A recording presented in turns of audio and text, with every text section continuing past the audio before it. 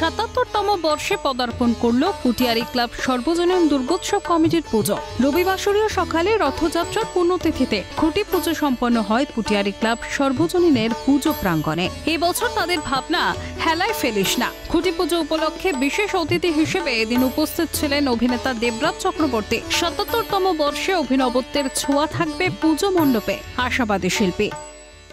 ভীষণ ভালো লাগছে এবং বাঙালিদের শ্রেষ্ঠ উৎসব এবং এখানে যে সব থেকে যেটা ভালো লাগছে এত সুন্দর ঘরোয়া পরিবেশ এবং শিল্পী স্বরূপনন্দীর হেলায় ফেলিস না যেটা তৈরি হচ্ছে, যেটা তৈরি হবে সেটা দেখার জন্য ওয়েট করছি। আমি নিজে একদিন নিশ্চয়ই এখানে আসবো, করে চলে আসবো এবং আশা করবো এই দুর্গাপুজো সামনে উৎসব সুস্থভাবে সফলভাবে। আমরা আজকে থেকে পুজো শুরু বলবো না, আমরা ইতিমধ্যে কিছু পুজোর কাজ শুরু করে ফেলেছি।